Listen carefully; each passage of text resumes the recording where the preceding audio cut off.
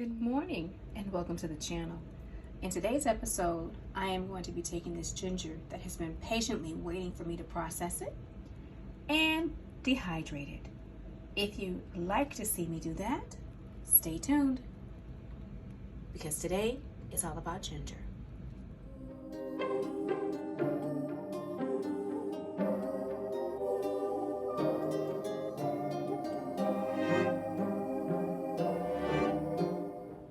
I have previously washed my ginger and I've washed my hands. I always start with fresh, clean hands.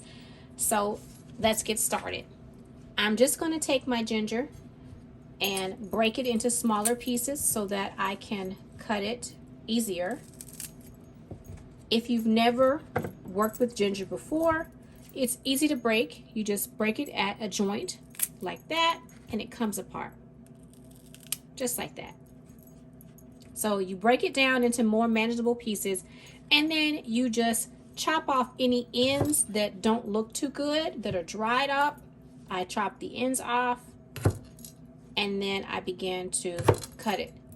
Now I was asked by a few people about my knife. I'm going to place a picture in the corner so that you can see it, and I'll put some information below on my knife. Love this knife. I'm pretty particular when it comes to my utensils that I use when I'm in the kitchen, and this makes light work of what I'm doing. So after I've cut off the ends that I don't like the look of, then I'm just going to start chopping up my ginger. Did I say garlic? I have garlic on the brain. There's a lot of projects going on in the house. I have processed garlic, I've processed onions, and so now it's time for the ginger. That's why some of the ginger has sprouted, because I've had other projects going on, and now it's this time is ginger time. All right, so then I just chop it like so. I hope you guys saw that. I try to keep the pieces uniform, but you know, sometimes it doesn't happen that way. And I'm not going to have you all sit here and watch me real time chop ginger, because I'm sure you've already chopped ginger before, but just in case there are some newbies who this is their first experience with ginger, they've never seen it, they've never used it, I'm going to put some information in the description box below so that you know the benefits of ginger.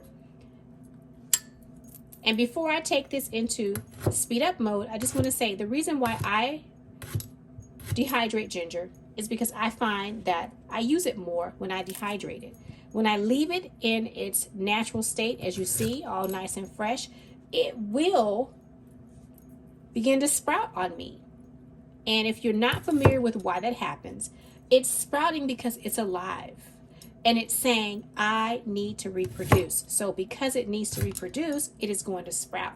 You see the same thing with potatoes and many other root vegetables that you may have in the kitchen. So again, for those who've never seen it, go ahead on and chop it down like so, keeping my fingers out the way. And then I'm going to speed this up because you all have seen me process ginger before. At least that's what well, maybe not ginger, but you've seen me dehydrate before. And the process is all the same. You cut it down in manageable pieces so that it will dry evenly. And then you place it on your dehydrator. So I'm going to speed this up and I'll be right back.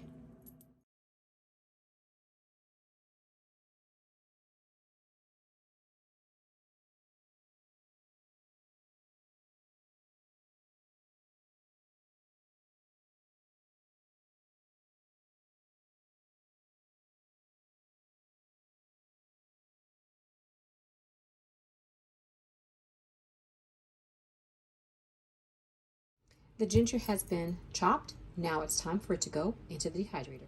Now, all you do is lay your ginger out on your dehydrator. You've seen me dehydrate many times in the past because I enjoy dehydrating. I like dehydrated foods, incorporating them into teas, meals, what have you.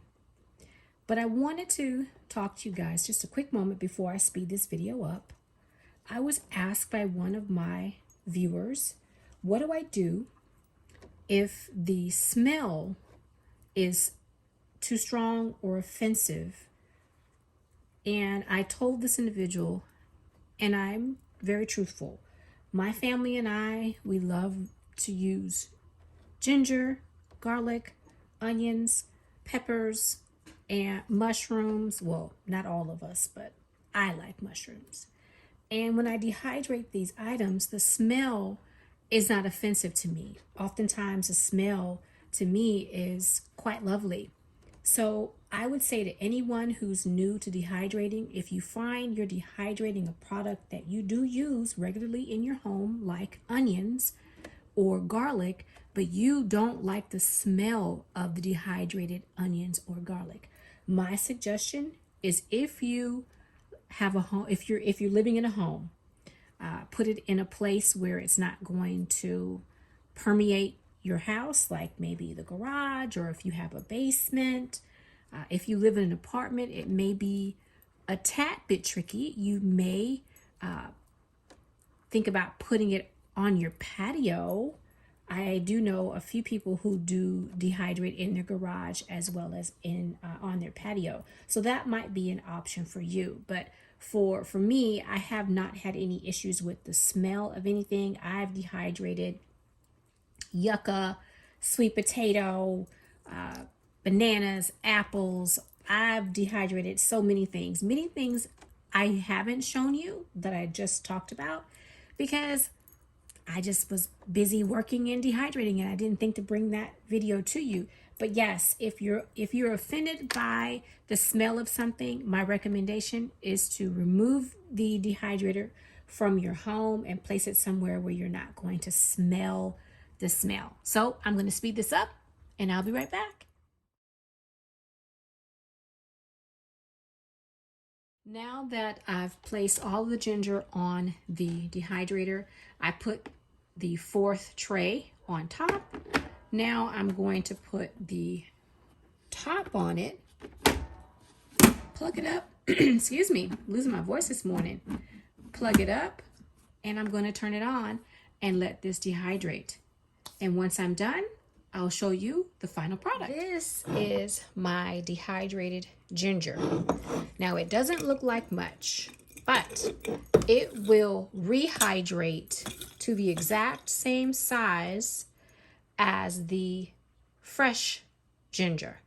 And I find that I grab one or two of these and pop them in my tea every day, more so than I was grabbing and slicing up my fresh ginger. So if you'd like to try dehydrating ginger, I say give it a try and see if you like using dehydrated more so than using fresh. You can also grind this up and use it as a ginger powder for when you're cooking whatever dishes you're cooking. I tend to add ginger powder.